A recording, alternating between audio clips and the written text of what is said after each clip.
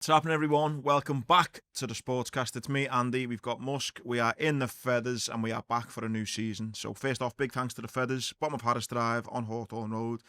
Get here for your midweek pint and have a weekend. It's always bouncing with live music. So yeah, glad that they're able to help the pod again for another season. Looked like you all had a good time at the races the other week as well. We did. So my old man is the chairman of the Feathers Race Club. You pay a £5 each week. A couple of quid goes to bets, and the rest of it gets banked. Each week we all have a few bets. I mean, I did get the top tipster and win the pot the most money. I just want to add that in.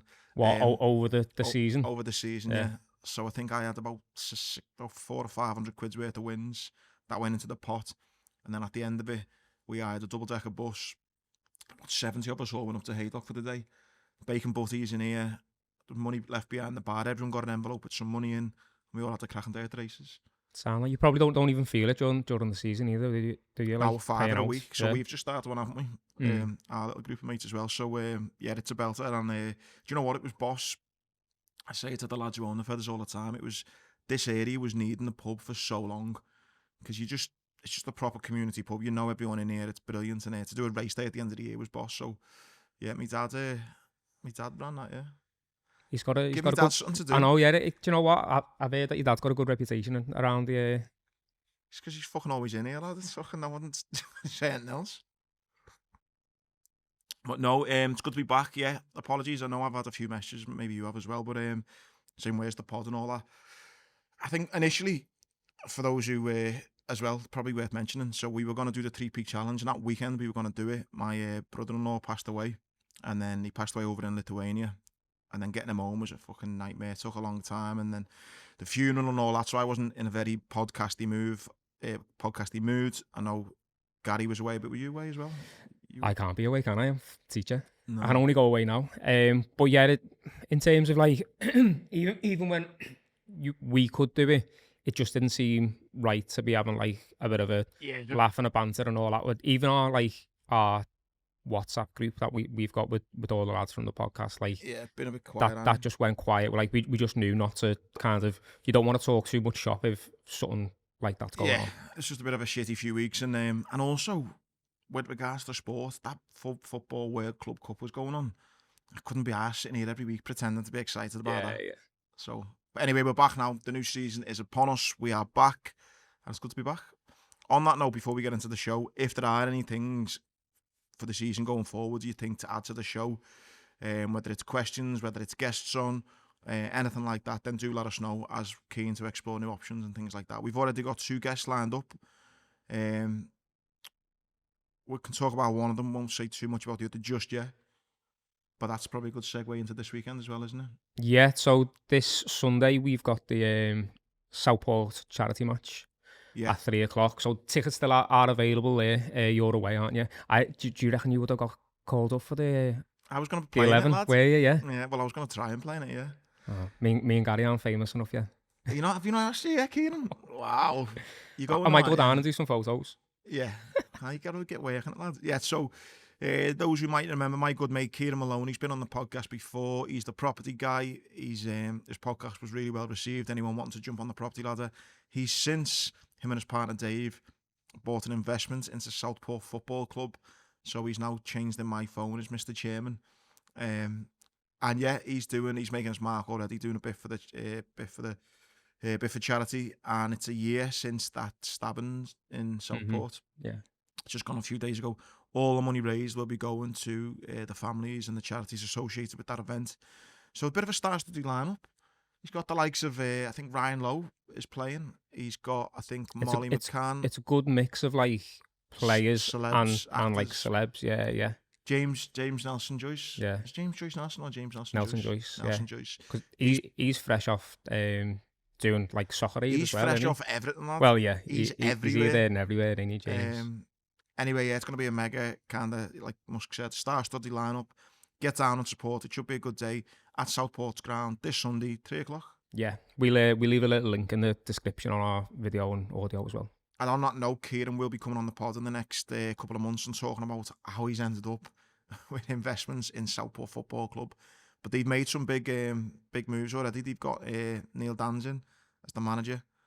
I think that there's been changes like right the way through though. I've seen changes from like under 18s level and stuff like that as well. And I Gary's think got involved. I was going to say that they're linked with the college now as well, which again, it's just building up not just the footy side of things, but the educational side of things for the players that are going to be involved as well.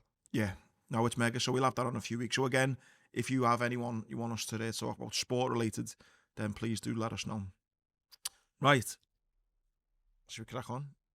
Yeah, do you want to go straight into transfers, or do you want to talk about did you watch the game yesterday? Highlights. Yeah. 2 or 3 minutes of them. I was on a work call, so I was able to watch a little bit beforehand, but then like I was on my laptop in work, so I couldn't even like get a little tab open or anything. It would have been a little bit weird if I was just like looking up. What? You're that bothered about them? I mean, I just want to see the footy back again. So it's just like any kind of slither of footy that I can get now, because we had a little bit of time off, you just kind of take it with both hands, I reckon. I'm not the same, me. I'm like, no, I'm itching to get back. Like, normally done a bet on over 1.5, so I'll just check to make sure it's got that in, and then other than that, nice to see the new players, but I just think that it's just more for getting a run out, isn't it? I don't think there's nothing you can take from it. I'd love to say there is, because Everton got beaten. I'd like to laugh at them, but I don't think there's nothing you can take from it. I think the main thing we can take is possibly like it looked like a strong 11 that started in that game. Yeah, they didn't do fuck all though, did they? No, but I reckon that might be close to the 11 that will probably start in the Community Shield, maybe, depending on where McAllister's fitness is. But I think from back to front, it seemed to look like the majority of those players will be figuring in the starting lineup. Obviously, we need to know where Alisson's going to be at that point. Like, okay, well, he's had to fly home, money. Let's look at who we've brought in, because I'm already going to have people moaning. I'm not. Don't get me wrong. I'm buzzing with the work that's gone on with bringing players in. I am buzzing. Like, as a Liverpool fan, how many seasons? I'm 37. How many seasons have we had like this, where we've literally just threw the kitchen sink at it, and we've went and got everyone, and we've not just got decent players in. We've got what seems to be the best in class. If the rumours are true, looks like we're going to get Isak in. He's the second highest goal scorer. We had the first. We've went and got the next best. Get him in. Florian Wirtz was, everyone wanted him. We've managed to get him. Broke a record fee. Arguably the best left back in the Prem. We've got him. One of the best up and coming right backs. We've went and got him. The goalie, from what I've heard about him, is meant to be decent. And this Ekitike. So we've went and got really good players, so I'm buzzing about that. However, I'm going to get slagged for being negative already. Yeah. The two concerns I've got, and it's not being negative, because I hope I'm wrong, and I hope we absolutely piss the league and have it won by January. My only concern is, it's like you look at them play. Let's just say we get Isak in. Where the fuck is everyone playing? Yeah, well, that was one of the points that I've put down there. Like, if which we'll talk about a little bit later, but if you add a starting 11 based on the players that we've currently got and the players that still might come in, it does leave us with a who plays where and who plays when. But then on the flip side, we have in the past been going, have you seen City's bench? Have you seen their like such and such's bench? That's what they can bring off the bench, and we've only got this, and this. So we've got to kind of take the good with the bad. If you're bringing in all of these players, yet you can't start them all. But it also means that if we need to open a team up that's playing a low block, or we need to go direct, or like we've got different options for different styles of play, and we can then not just swap out a sub, but like swap out a sub and then change a formation or change a play. I agree, and we saw last season how good Slot was at changing things at half time. So whether he's changing personnel or changing tactics, then yeah, I'm all for it. My only thing is though, Salah's on about £300 million a week, so he's not getting benched, is he? Isak, you're going to spend 130 million on him. He's not getting benched. You're buying this at TK for 80 million or 79 million. 79 including add-ons. He won't want to be benched. Gakpo is going into a World Cup year. He needs to be playing each week. He's not going to be that happy with being benched. Florian Wirtz, how much do you pay for him? 140. He's not going to be happy being benched. About 100 we've paid. I think it goes to like 116 with add-ons or something like that. So he's not going to want to get benched. And yet the midfield three was arguably the best midfield three that we had in the Premier League. So we will also have Newcastle fans jumping on there, which has happened in our previous comments about Liverpool's midfield three, saying they bossed us. Listen, they had a great midfield as well, but without doubt, that Szoboszlai, McAllister, Gravenberch midfield three was unreal. You then throw in the kind of fringe players like Jones and Elliott, who are going to want to be playing without getting too carried away. This 16-year-old Rio looks fucking incredible. Now, I just feel like that. Let's just say that the front three, Salah, Isak and Ekitike, if you think... Ekitike. Ekitike. If you think... I'm calling him Hugo, fucker. His name's Hugo. So you've got Hugo, Isak and Salah up front. I think that's what most fans would say has to be the front three. Hugo on the left, would you agree? It'd have to. If we're playing the same formation that we're used to, it'd have to be that. But even if you're doing that, because obviously the left side for a few years, it's always been like it could be that person or it could be that. Gakpo, no one's like nailed it down. Gakpo had a really good season last season. Diaz had a really good season last season and the season before as well. But that's never been like someone's nailed down that left side. Even though we've got that midfield three that you just said were one of the best, if not the best, last season. One of those are probably going to have to suffer in order to get Wirtz in. Because again, you're not paying 100+ million to go. You'll have to force your way in here because these three have already won the league. Like, one of those players is going to have to drop off. And the fact that Wirtz got man on the match yesterday, again, I know it's a friendly, but the couple of games that we have seen, it does look like he's here to... Who'd you take out though? Well, that's the thing. So at the moment, fitness-wise, it's easier for Slot because McAllister's still coming back from fitness. Like, he's had the longest holiday in the world, hasn't he? Because he didn't even feature for the last few games last season. But I think if everyone's fit, if everyone's fit, well, I don't know, because he likes to make changes if we're playing a specific team. But like, if we're going like across the season, who's going to average out and play the most? It could be that you're losing Szoboszlai, maybe. I was going to say him. Because obviously we had yesterday, the way that they lined up, they had two sitting, then they had like three in front, and then they had, was it Ekitike up front to start out with maybe, with Wirtz just behind, and then we had Gakpo, Salah either side. Now, I don't reckon when McAllister's fully fit that he can't start a game. He had one of the best ends of the seasons that we had last season, but you also had Gravenberch, who had one of the best starts to the season last season. Those two played really, really well together and complemented each other quite well. Because Szoboszlai is a little bit more of an attacker out of the three, and again, he didn't cement a place last season. Like, he was nailed on to play every single game. He might have to suffer. That's why you might have seen like a couple of games ago, he was playing right back. Like, just to see if he can do that role. Do you know if I was Szoboszlai, I'd be a bit fuming at Carra. I mean, I know it's Carra's job to give his professional opinion, but Carra, to be fair to him this season, he nailed on Kirker, said, Liverpool kind of... Oh, I saw that reel the other day, like a revisit. Like a 6 months in, before it even happened. And he's also mentioned a few times about Szoboszlai, he wants a little bit more. He's a big attacking, physical lad. He wants to see more from him. It's like Arne Slot's Wednesday. This Carragher knows what he's talking about. Let's go get Kirkers and let's get someone else in for Szoboszlai. So I think as much as Szoboszlai paid his part last season, I think he will be the first victim with Florian Wirtz coming in. The only thing with losing Szoboszlai would be you're losing cover from your right back, because Salah's already said himself last season, I've been told I don't really need to track back. Yeah.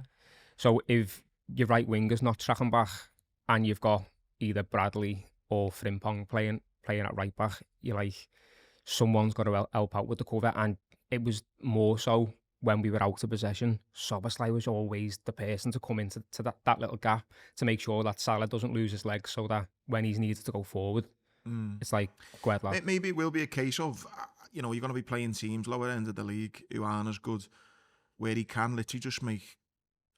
If it's a team that poses no threat down the left-hand side, let's say, he might just think, fuck it. You know what I mean? Szoboszlai, you're not playing. Maybe when it is the better teams, he does put Szoboszlai in where he needs to cover back more. I don't know, but That's me one concern. I just think it's almost just trying, like what Real Madrid used to do with the Galacticos. You're just trying to throw everyone in and go, you're all great footballers. Yeah.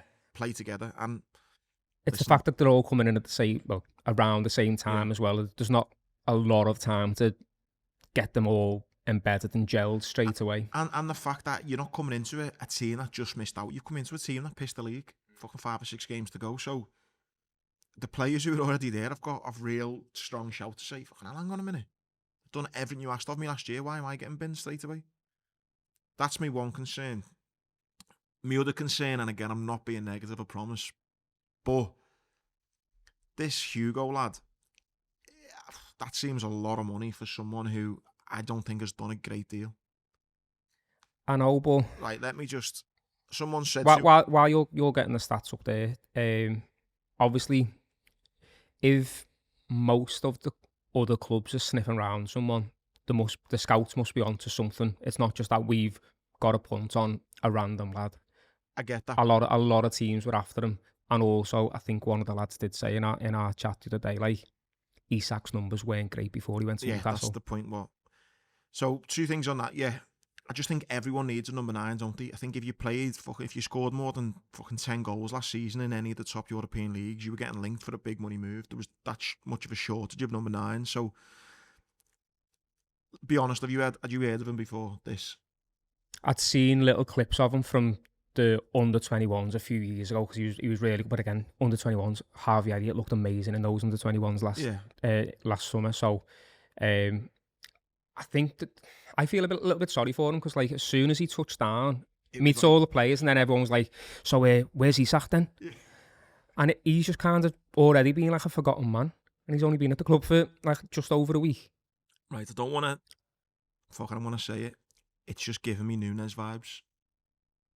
And I hope I'm fucking wrong in that, but... Just trying to work out how long we've been on before you said the word vibes. No, listen, I hope I'm wrong. And Hugo, lad, I hope you absolutely prove me wrong and you bang in 30 this season. But he played at Reims, played 2, scored none. Got a move to, I can't even pronounce names, some team in Denmark, played 11, scored 3. Went back to Reims, played 24, scored 10. Okay. Then he got his big move to PSG. Played 25 times, only scored 3 goals. Next season, also, by the way, you also don't know how many of these are starts. No. But he had an half-decent season, I'd say that is. That might, to be again, someone might pull me up on this. He might have got that move because he was really good for France. Well, I don't think he's actually paid for it. No, he's under 21s that season. Yeah, so for example, he's 23 and he's never played for the proper French team. That to me is a bit. And then he's played. So anyway, he's at PSG. PSG have fucked him off. So then he's went to Frankfurt, played 14, scored 4, and then his last season played 33, scored 15. Gravenberch got fucked off by Bayern Munich though. Yeah, there are the odd player who you go, okay, he missed out, you know. But he's 23 and we've just paid, how much did we pay for Gravenberch? 40 million? 30? Don't even know. We've paid for 80 for this lad. And this number's getting bigger every time. 79. Including add-ons, that is as well, by the way. I think it's 69 initial. So he's 23, so let's say he's been in the game 5 or 6 years. Say 5 years since he's 18. He's had 1 season or 2 where he scored 10 or more. He scored 10 in one and 15 in the other. And then I saw a stupid Instagram fucking reel, and it was like, these are Hugo Ekitike's last 15 shots, and it could have been Núñez. He's not a natural finisher. Somebody did then reply with is Isak's last 20 as well, didn't he? Yeah, maybe yeah. And I do know that from what people have said about him and what I've read online and stuff, that he hasn't got a very good shot to goal ratio in terms of, like, he shoots a lot. Bit like Núñez, like, eventually some of them will go in. Yeah. He looks better technically than Núñez on the ball. I don't know, like, what his intelligence is like in terms of, like, obviously Núñez was always caught offside and is just running in behind was fucking terrible, even though he's one of the fastest players in the league and stuff. But time will tell. I said, I hope people aren't thinking, fucking hell, stop being negative. I'm just going to be honest, aren't we? I mean, you're being negative about one player out of 4 or 5 that we've been speaking about. I'm dead happy with them all. I'm even happy with getting him because listen, they know far more than me, but I just think that's a lot of money for a lad who scored 15 goals in the German league. I mean, I reckon I could score a couple. If I played in that Bayern Munich team, I reckon I could score a couple. I swear to God, I reckon I could. From corners, little tap-ins.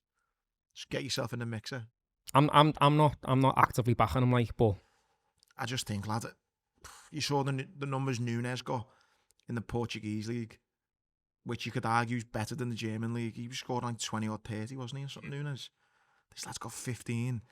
And the last thing I'll say, I seen a report from one of his coaches when he was at PSG, who said he had all the talent to be like the next Mbappe, but his attitude, and I seen him walking through the airport and he's already wearing like fluorescent fucking green tracksuits and fucking, you know what I mean? Can I say wear some mad shit though and you still have him in your team? Maybe it's a French thing. Just tarring all the French with the same brush there. Well, like, they claim to be the fashionistas, don't they, the French? Well, yeah, to be fair, Cisse used to get maybe it's a French thing. Called all kinds for his fashion back in the day, didn't he? So yeah, that was the last of the negative. I'm just a little bit concerned how they're going to all fit in, the playing style. And also, I just don't think this Hugo Ekitike is going to be banging in 30 a season. Out of all of them, who do you reckon actually starts in like either the Community Shield or that first game of the season? Out of the ones that we've signed, who definitely starts? I think the starting 11 is hopefully Alisson, if whatever he's going through, he's back in time. I think he'll start Bradley. Yeah. Bradley, Konate, Van Dijk. Bradley looks sick in training, by the way. Yeah. Like on the ball, he just looks, and he looks big as well. Yeah, I think it's a little bit unfortunate with Frimpong that people are like, fuck Trent, we've got Frimpong in, and this Bradley, it's almost like he's just gone under the radar, working all summer going, lad, if you think you're coming in and taking my spot, you've got another thing That's the coming. attitude you want from the players who are already there. It's like, yeah, it sounds, but he's going to be competition. He's not going to be taking me place. He'll make me push on. Yeah. So I think it's great. So I think Bradley, Konate, Virgil and Kerkers.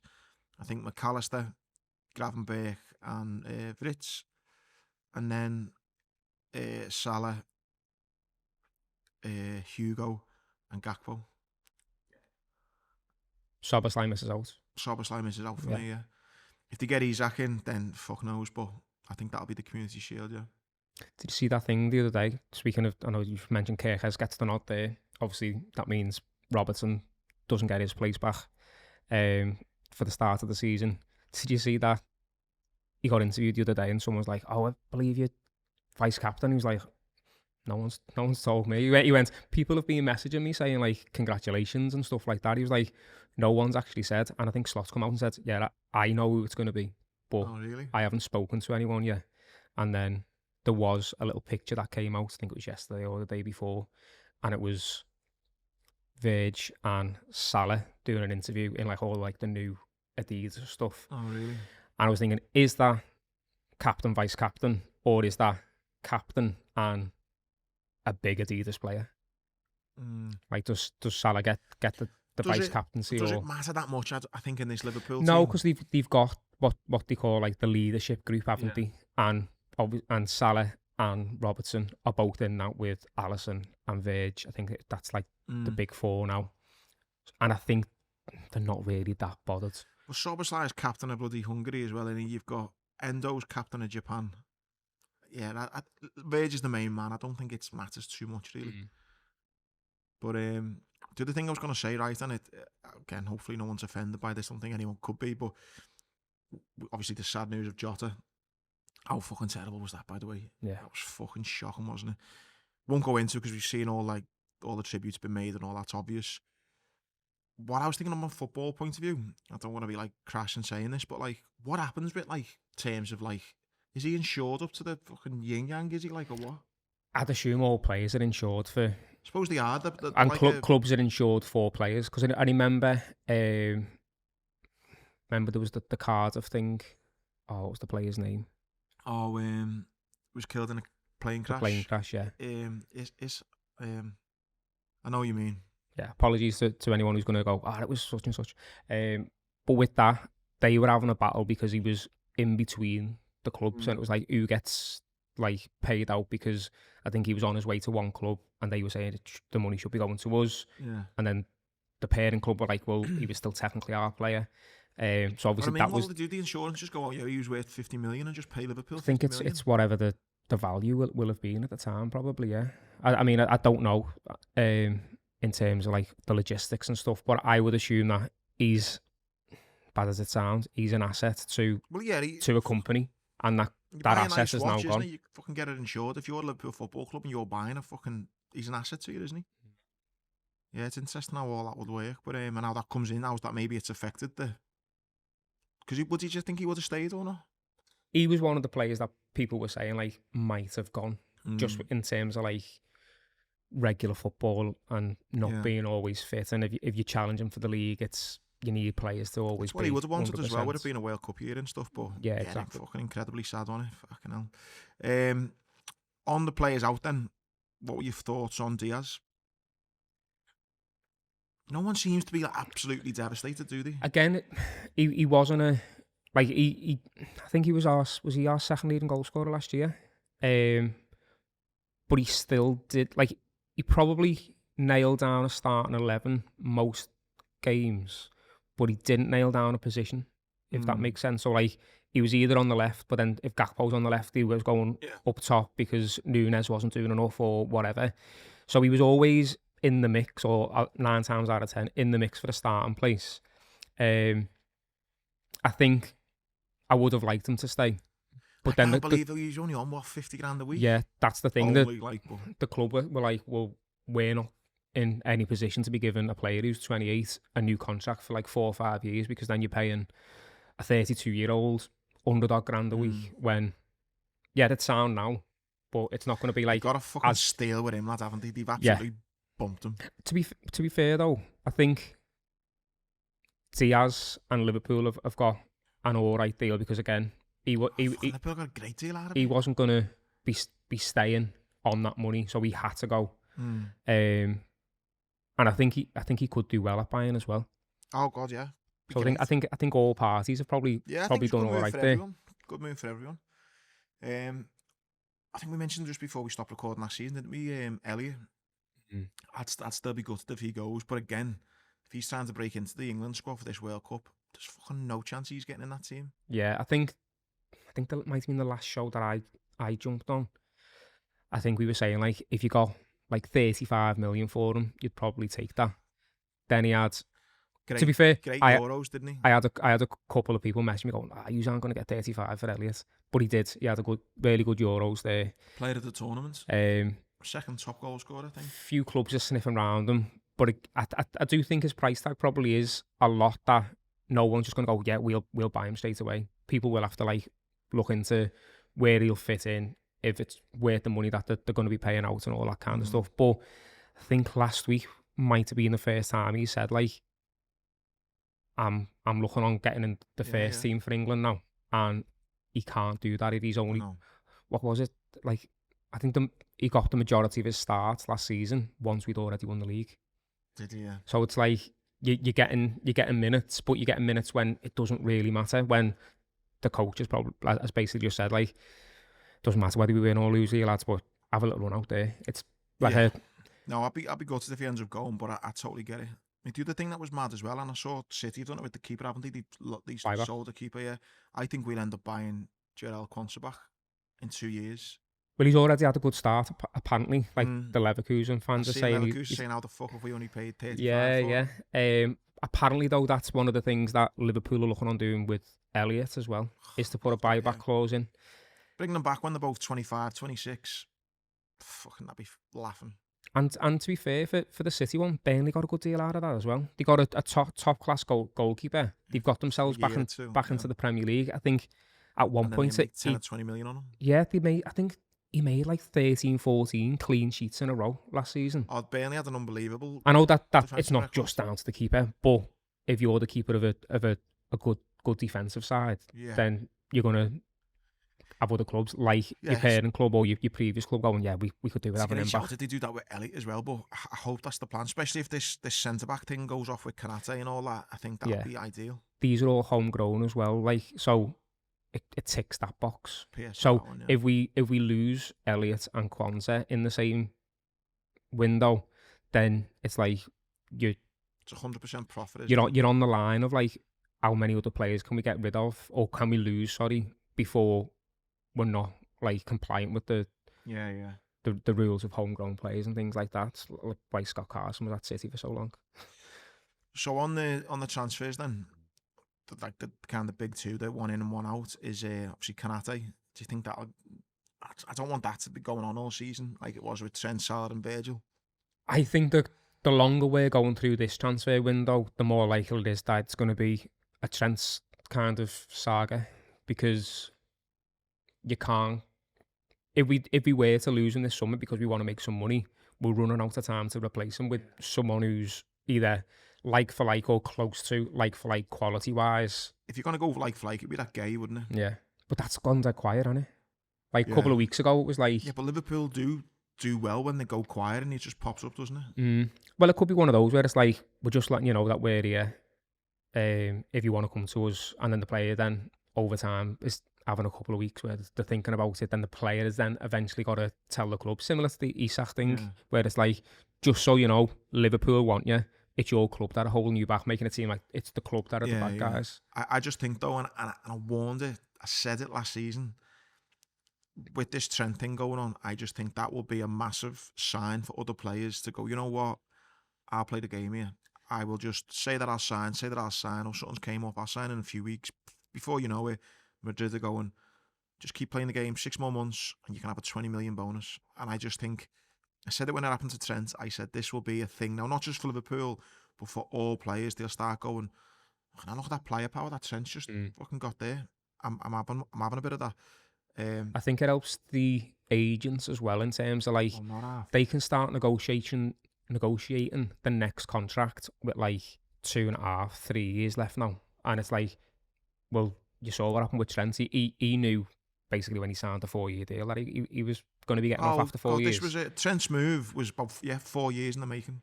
So any player now who's wanting to get a bit of a pay rise or whatever, or even players who do have a little feeling of wanting to go, they're going to get their agents to be like, well, get me a good deal now. I know that I've still got like 2.5, 3 years left, but just say to them, he's going to run his contract down. I think, Musk, it's more than that. I think if you think of a player's career from 18 to say 35, or a 17-year career, I think that the player sits down with his parents, the agents, and they go, regardless of the football teams that I'm playing for, in an ideal world, this is how we want my career to go.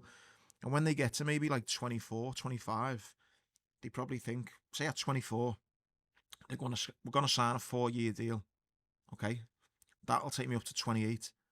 I've got no intention of signing another contract then at 28, because you think, and that's where I'm going to get the big 28, money. I want to get the big money. So when Trent's 23, 24, and he sits down and Liverpool go, right, there's a 4-year deal, he's signing it, and I think him and his agents and his immediate family know this is the last contract I want to sign with Liverpool, regardless of however much they offer me, because I know that'll take me on to a 10, 20 million pound signing on fee. And I think Konate's done the same. He's like, you know what, fuck it, I'm going to ride it out. I'm just going to become a free agent at the end of my contract. And obviously it can only happen with players who they know that they are in demand. Yeah. Oh yeah, I'm not saying like some lad who's playing for Tammy is going, 24 is my last deal. But I think, yeah, any top pro now at the ages of 23, 24 is signing a 4 or 5 year deal with the expectancy that he's going to run it down, because he's seen the blueprint from Trent, which, call it like a mercenary or call it good business, but that's what I think will happen more and more and more now. On to Isak then, someone who potentially is gonna, well, he's already started the dark arts of, was he injured or is he not turning up for training? He's done it bit by bit, hasn't he? Yeah, every excuse has been slightly different, hasn't it? Yeah. For different things as well. So obviously it was he couldn't train one day, but then there was like pictures of him training on his own or something like that. Then it was, well, he's not coming on tour because he's still got that knock. So he didn't go on the tour, which again, if you're going on a tour across the world, you want your star player. Even if he's not playing. Because the fans want to see that star player. Just to stand there and wave. Yeah, just for like in terms of like the shirts alone of like however many Isak will have sold as being their star man. You'd want that player there, even if he's, you know, on crutches or whatever. But he wasn't going there. And then I think it was yesterday or the day before, Newcastle put a promo out for one of their new kits. He's not on it. So it's all Do you feel a bit harsh for Newcastle? Do you feel a little bit like they're hard done by? Well, the thing is, I saw a thing, the True Geordie, and he's like saying the Premier League's rigged. Yeah. And he's got a fucking point, to be fair. I'm not going to moan because I'm part of the one that clubs that are doing all right. But if you are in Newcastle, you know, you've just won your first trophy in 70 years. You've managed to find this gem from Spain who's come and ripped it up. You know, he's now worth reportedly 150 million. Got Champions League, like, boom. And now the team's getting ripped apart. Like, what do they need to have to do to... I think I saw the clip that you're talking about with the True Geordie, and he's going along the lines of, well, we've got all this money and we're not allowed to spend it. The club haven't got the money though. It's like, it's to do with operations and stuff like that. I get that, but he's saying that for when Chelsea had Abramovich come in, it was great. I know, when City had they come in, but unfortunately for Newcastle, the rules were different then, and that's why those rules came in. And it did kind of give those clubs a head start. I do understand that. And similar when any club gets taken over now, it's not like you're not going to get pumped with a load of money because you've got to show that your club can sustain that anyway. No, I get that, but I just think if you're Newcastle, you are just hard done by.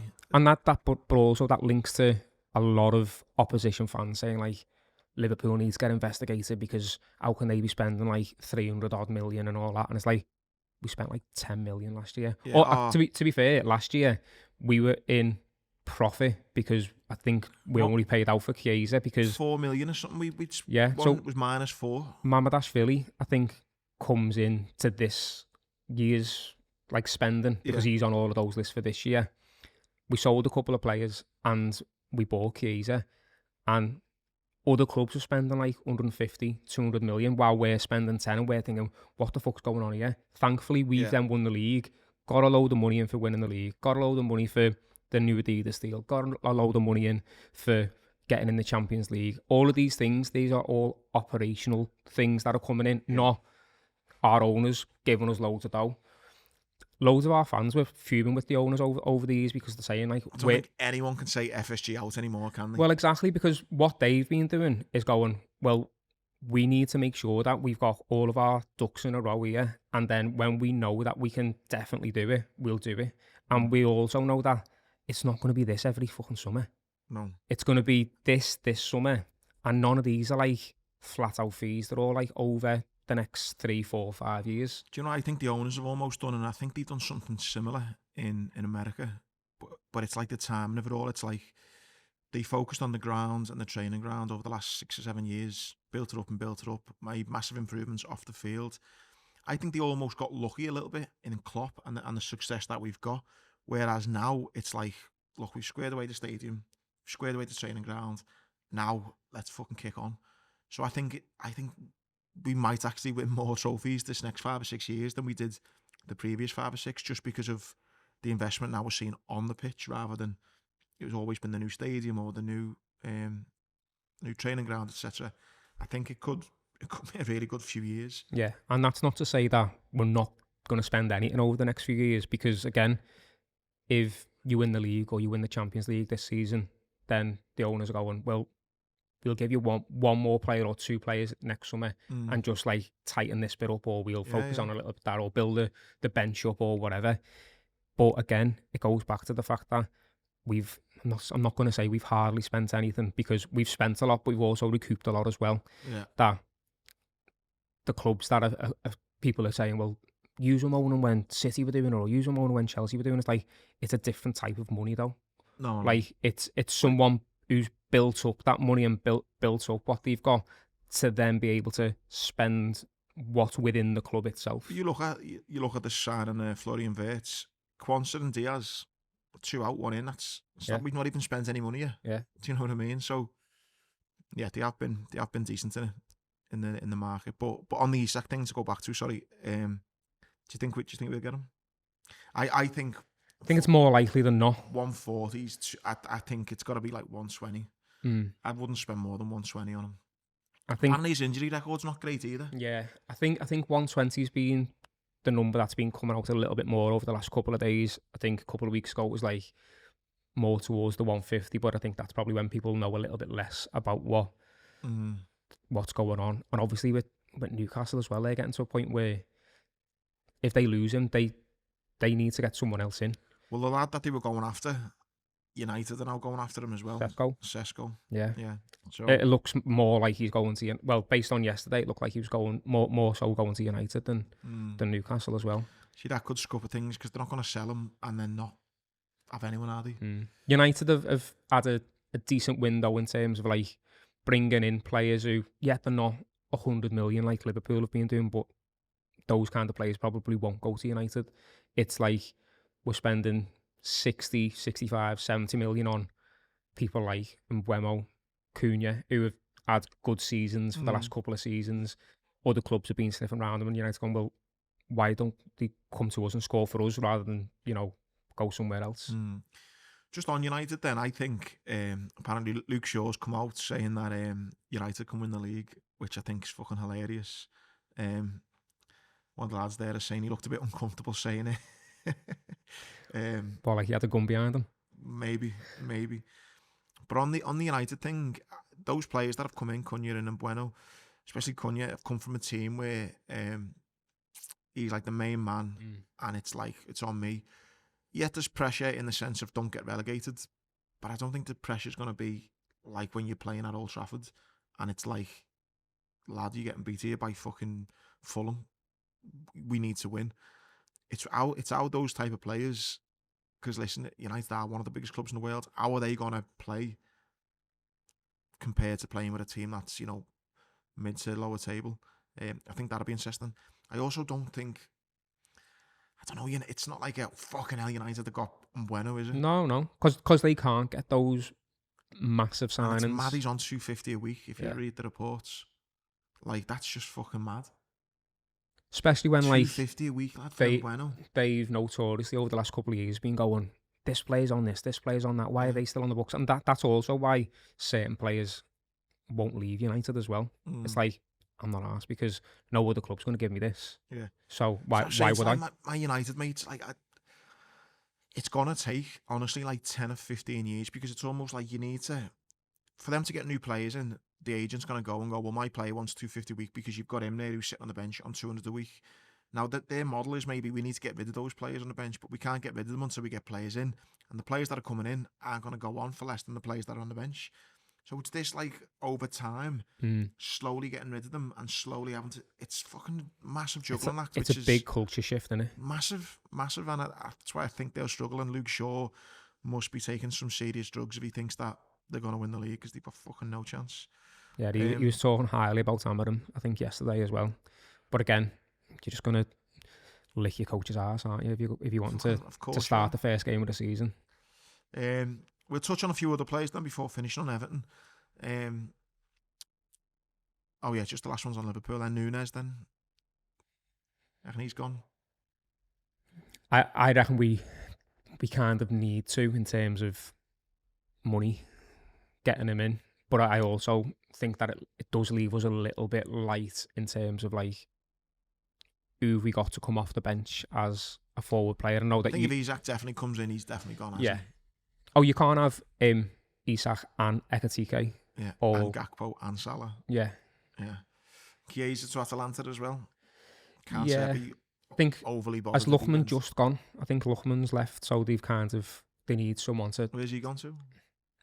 I want to say Juve, but again, okay. I don't know off the top of my head. But I think it was like this week. I think he's gone somewhere. So they've got, one, a little bit of extra money, but two, a space that Chiesa would fit into. And by all accounts, there were a couple of Italian clubs sniffing around him last season before we got him. And again, I was one of the people who said, I think we've got a really good deal when Chiesa came. I mean, I hate to say, he's proved me wrong. I fucking called it Aquilani 2.0, to be fair, wasn't he? Wasn't he though? Come on. I don't even think he got enough opportunities to prove that. to be honest, because Aquilani is up there. He didn't even make enough starts at the beginning to get himself a medal again until it was won, and then he got enough starts to get himself a medal. Again, I'm fucking slagging people off here, aren't I, in this? But I am... What the fuck's that? I am, swear to God, will argue till my death that he was one of our worst players ever, one of our worst signings ever. Alberto Aquilani. I'm trying to get a stats In up. terms of how much we paid for him, for what the market was like back then, he was a big signing, like.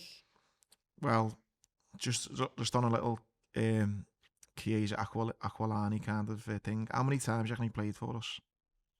I can't even remember how many seasons. Did we have him 2 seasons or 3? That was a bad... Can't even remember. 2009 till 2012. Go on. That's a fucking joke. Oh my. Over 3 seasons, maybe like 20 games. 2 seasons it was, sorry. 20 games. 18. And scored 1 goal. And we were hoping that he was going to... But then he goes to Juve and plays every week. But again, it's a different league, and it could have even been that, like, to our coaching staff just say he's injured because they go, we can't tell everyone he's shit. So Aquilani, maybe, yeah, but so Aquilani played. Because I know when he came to Liverpool, a lot of people from like Italian press were saying Liverpool got a really good deal. He's like going to be a superstar and all this kind of stuff, but it just didn't work for him. So Aquilani played 18 times. Chiesa only played 6. The fact that we lost Alonso and got Aquilani in, that was a shift towards the Hodgson era, wasn't it? Yeah. Let's not revisit that. Go on then. On to other teams then. Arsenal, Zubimendi, that seems to have went on for about a year, that signing, didn't it? And Gyökeres and Madueke. Is Madueke the one that they signed and everyone started slagging him? They were slagging him before he'd signed. Like when the rumours were going round, and it's like... Why would you want to play for them now though, do you know what I mean? I mean, I know the £100 a week probably helps, but... Yeah, and he wasn't going to be starting for Chelsea, so he'd have to go somewhere else. But I mean, though, you're wanting to do the best for your new fans, and they all fucking hate you. It's a bit depends. Shitty, if he's got the attitude of I'm going to prove you wrong, or I'm going to win you over, then it could have fuel to his fire inside. You know what I mean? But yeah, I'm too stubborn, me lad. If that was me, I'd just be like, "Fuck you, you cheeky bastard." He doesn't seem to be asked about much though, because isn't he the player that last season was like? He put his Instagram story on saying Wolverhampton's a shithole before he went to Wolves or something. Pretty sure it was Madueke. Maybe he's not asked then, yeah. And then Chelsea, João Pedro looked all right, didn't he? Yeah. So goal he scored. He has a really good tournament. That's one good thing about that tournament is if you do get the players in early enough, you do get a good few games and like fairly competitive games where you can see what they can do. It is a more intense. Is it classed as pre-season or post-season really though?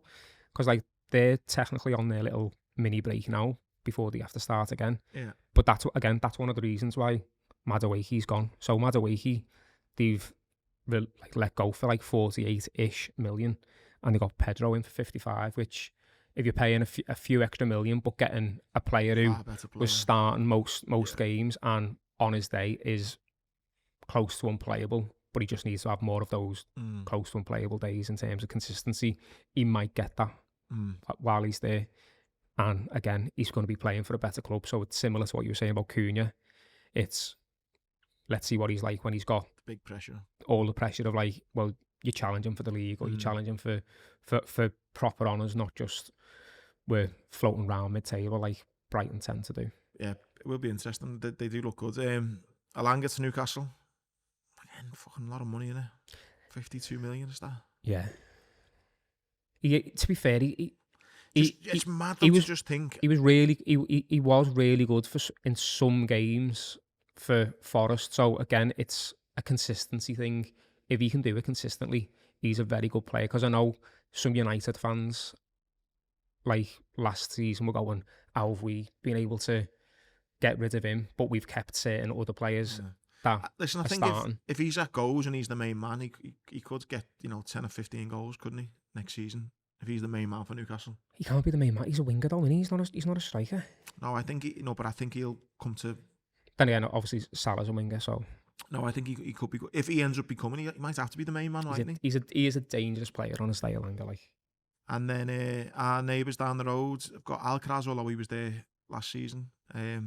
Tierno Barry. Is he the big tall lad, isn't he, from Striker, yeah. Adan Asnu from Bayern. That's this week, yeah. This week. But again, Moyes come out, didn't he, saying that they need about 15 players. Well, they've lost a lot of players, which is good in terms of like getting them off your wage bill and all that kind of stuff. But you're also don't want to be leaving the dressing room very quiet. Yeah. Like you want other players to be filling in where those players who have left have gone. So like even like I know people weren't thrilled about him when he was playing, but someone like an Ashley Young, you lose him. He wasn't the greatest on the pitch for them last season and the season before, but it's a leader that you've lost and someone who's been there, done it. Yeah. It's just a person around the dressing room, not necessarily the 90 minutes he's on the pitch, it's everything else through the week. He seemed unhappy as well that he never got given a new contract, didn't he? I seen an interview where he was a bit like, all right, sound. Again, I haven't watched any friendlies really, only the highlights, but I see Michael Keane had a bit of a nightmare in the first minute of the last friendly that they had. They got beat 2-1 by West Ham, but give the ball away and lads went 1-on-1 but missed. He's got a new contract, hasn't he? A lot of talk about him maybe going, but he's been kept on. Again, we'll have to wait till next week when we speak to Gary, but it'd be interesting to know how optimistic Evertonians are, because for a long time last season they were pretty bad, and it's not as if they've signed anyone amazing to be like, okay, now we're gonna absolutely fly up the table now, isn't it? So it'd be interesting. I do think that the Everton fans will have been expecting a lot more activity. Yeah. So far, like we're getting into August now, and the season starting in less than 2 weeks. Well, 2 weeks to the day when this actually comes out. And you not only do you want players to come in, but you do want players to be coming in early enough that they know what they're doing when they get out on the pitch. Do you think as well that new stadium? I thought that would help in terms of getting some players in. Yeah. Hill Dickinson Stadium. I think that this is a mad shout, right? Maybe this is a shout for a few weeks into the season if Everton is shite. But you know the way I always moan at like a 12 o'clock kickoff on a Saturday because it's too early, everyone's half asleep, the atmosphere is always crap and all that. I personally don't like it. And a lot of the times we haven't played great. Do you think if that stadium and all the trouble they have with getting there, Sandhills looks like it could be a bit problematic. It's a bit of a walk from the train station to the ground. It's going to be cold and windy down on the front. Do you think if it kind of gets a bit of a reputation, the stadium of being a bit, like you're already almost pissed off getting to the stadium because it's took forever and the transport supply isn't great and this and that, you're almost turning up in a bad mood. It goes on to the players are, and it's just all automatically, it's like, fuck. Or do you think that's wishful thinking?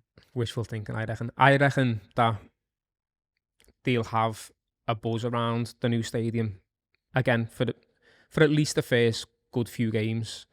The getting there hasn't been too bad. It's more the getting out. So the getting there, give yourself enough time, you'll be fine. Like, especially because it'll be in the summer.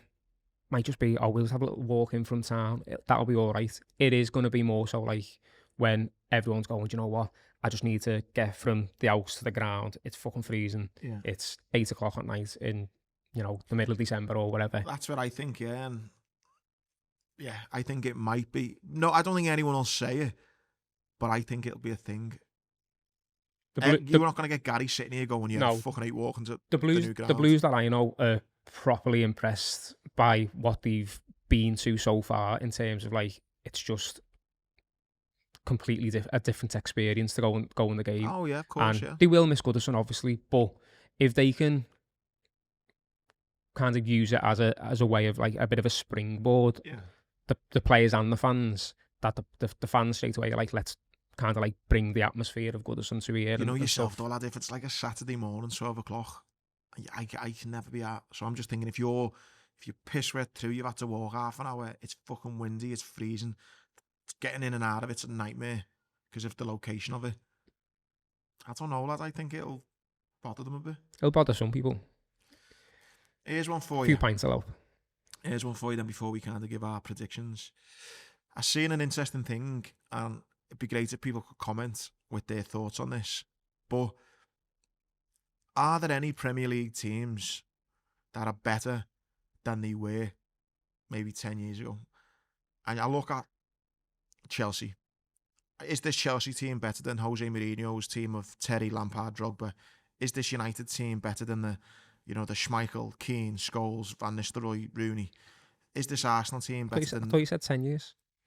Well, the last people are saying, like, everyone thinks now the Premier League's like the best players in the world at this moment in time. But if you look back over the years, all right, let me rethink you the question. Can anyone tell me that their team right this second that's going to start the new 25-26 season is the best team they've ever had? I don't think anyone can. United have obviously had far better teams. If you're talking top half teams, yeah. In players, this Man United team is nowhere near the likes of the Tevez, Rooney, Ronaldo, or even before that, the Dwight York and Andy Cole. You look at Chelsea's team compared to like Drogba, Terry, Lampard. You look at Arsenal's team, Perez, Vieira, Henry, compared to now. You look at Everton's team when they had Lukaku and Cahill. You look at Newcastle's team when they had fucking Shearer and Lauren Robert, fucking Ginola. Like, we talk about the Premier League now as if it's the best ever, all the greatest players there, but it'd be interesting to know if any fans, any club can say, no, this is the best team we've ever had. Because maybe, would you say even Liverpool? Maybe. Listen, we're lucky. We're champions. Depends on which Liverpool. So if you're saying Liverpool 15 years ago, Hodgson era, no. I just mean in general, not given a specific 5-year, 10-year period, but like, I don't think there's any clubs apart from Liverpool would say, no, this is the best team that we've ever had in the Premier League. Only reason I say this, I saw a clip from Harry Redknapp and Brighton, for example. Brighton weren't even in the Premier League in those eras. They're a relatively new Premier League team. The unfortunate thing about them is that anytime that they have a really good squad, a lot of their players end up going. Like, so the list of players that Brighton had, like, in a certain starting lineup a couple of seasons ago. Yeah. And you go, oh, that player's gone there, that player's gone there. And they had really good players before then, like the players that they are now. And it's because when they were at Brighton, they played really well as a unit, and then they've gone somewhere else. But I looked at Tottenham, right? So Harry Redknapp got asked this question about Tottenham, and even though Tottenham have just won a trophy, he went through his starting 11 that he had. Always, yeah. Compared to now, and it was when they were in the Champions League, like people like Bale, Crouch, Defoe got in the team. He went through the team, and basically all of his Tottenham team got in. Modric got in, yeah. So that was my question. Is there any club that could go, Dembele, my team now is better than the team we had 5, 10, 15 years ago? And I don't think there's any. So then that poses the argument, is this really the best Premier League we've ever seen? But then the argument could be bigger of like, is this the best quality of football? Yeah, over the years, like, yeah. In terms of like worldwide. And that could be more to do with styles of play. Maybe. So like in terms of individuals being brilliant or taking the games by the scruff of the neck and all that kind of stuff. Or just being better, well-run teams. They're told not to. Like players who are like that get told, well, you need to fit into a system. You need to do what's best for the team. Like if you go on this amount of dribbles or you have this amount of shots from outside the box, your percentages are a lot lower than passing it to that person. Or like doing the simple thing and building it up from there. Like football has changed in general. No, I get that.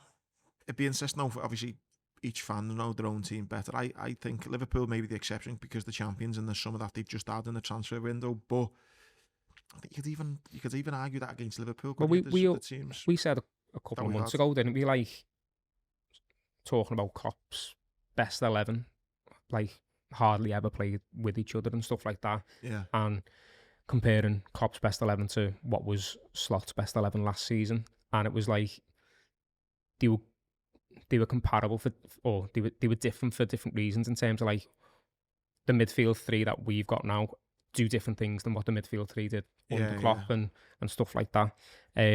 You said you enjoyed watching Klopp's team a lot more. Yeah. But then half an hour ago, you were saying, but this team might win more Premier Leagues than we've ever seen. Yeah. So it's what you want to take from the game. Yeah. Like, do you want to get that, rush when you're at the game more, or do you want to go, well, we've got an extra 4 Premier Leagues in the cabinet? Better both. I mean, anyone would like the compromise of both, but you've got to take one or the other, haven't you, really? Like, we didn't get those trophies with Klopp sometimes because in some games we were kind of going a little bit too much into it, where we could have just, had a bit of a steady head or whatever. On that then, bit of a prediction, and do you think we will retain the league? Yeah. I think City, Arsenal and Chelsea are all going to be decent this season. I do. I think they've all made some decent signings. It's whether they can get them all gelled and playing together is the other question. That does go back to what you were saying before. Like, have we made too many that we don't get off to a flying start? Because again, we were saying all the majority of last season, Slot is playing near enough the same 11 every single game. Yeah. And we were saying it as a good thing, but then obviously by the end of the season, players were tired and stuff, but it was like, well, we've already won the league, so it doesn't really matter. But now it's we have to see what he's like at rotating, at keeping all of the players happy, keeping all of the players hungry. It's like he proved that he was great at coming in. This is my team, this is how I want to play, and he wins the league. So he's had a near perfect season. He realised towards the end the squad rotation wasn't enough. They were quite leggy, especially the last legs of the Champions League, going out the cup, etc., getting beaten in the final. If he somehow has another perfect season and manages to play the same way every week and rotate, then we have got, a new Shankly Paisley kind of era. It will be a lot tougher this season, I think, than the first, because of the rotation and him knowing that he needs to rotate even when he maybe doesn't want to. And as you said, those other teams around have added quite well. And they've got to gel and rotate exactly the way we have and stuff. So. And we were saying last season as well, like City getting those players in January means that they've had a good 6-7 months before. Moose, he'll be bang up for it, won't he? Yeah, definitely. I think, will we win it again? I think. And if we don't win that, I think we win something. No, I'm going to back us for it. That or the Champions League, I reckon. Yeah, no, I'm going to back us for maybe the League Cup and the League. I think. Take that. You're going to put a bet on? I might do, yeah. Might do. Who are you going for the drop? I reckon Sunderland will go back down. It could be the 3. No, they've signed Thingo, lad, haven't they? They've Xhaka. Just got Xhaka, yeah. Yeah. I mean, I don't know whether he knows much about Sunderland, like, but it's a Premier League team, and he wants to go back to the Premier League. It could be the 3 again that have come up. We don't know if anyone's going to have a freak season, but I think Bournemouth and Palace might struggle. Brentford might get dragged in. Brentford have lost not just players, but they've lost a manager as well in one summer. It'll be good to see what kind of version of Brentford we get, because I know that their fans are a little bit worried. I think the 3 teams that potentially will struggle, who are already in the Prem, are Brentford, for all the players and the managers that they've lost. Palace, they've lost a couple of players, and Everton. I think they're the 3 that maybe won't go down, but might find it tricky. I think Wolves will still be around there. Yeah, possibly Wolves losing one of the main talisman. But it's like you say, for the last few seasons, will any of those 3 that have come up challenge those 3 or 4 teams? Because I know Burnley have sold it. Obviously, we were talking about Trafford before, but I think Burnley have lost a couple of other players that obviously got them up, which it's one of those, isn't it? It's like, it's great that you've played so well that you've got us promoted, but you've played too well that now other people have seen how good you are. And it's like when you're playing really well for like a 6th, kind of 5th, 6th base team, you score 30 goals, get them into the Champions League, get a load of money, then they go and sign a star striker and fuck you off. It's like, fucking hell. Yeah, I think the 3 that have come up, the stats say that they'll go right back down. I don't know. Burnley was so good defensively, weren't they? They carry that on. You never know. Sunderland, like Xhaka coming in, experience. And who Who's Henderson gone to again? Oh, He's gone to Brentford, which I thought he'd go to Sunderland, but yeah, same. Brentford must have been a bit more of an attractive type of project, shall we say? Yeah, I'm gonna just say, just on pure facts, that the bottom three will be the ones that came up. But I think if Everton don't sign some players, I think they might have another tough season. And that's not even me being bitter. I'm sure the bitterness will come more and more as we get into the season. And more so when you've got a blue sit next year as well. Exactly. Right. Now we're done. Good to be back in. He's now way back into it, lad. Welcome back. Yeah. So if anyone has any suggestions, topics or guests for us this season, do let us know. Thanks for putting up with us for the little break over the summer. And have a boss weekend. And we'll see you soon.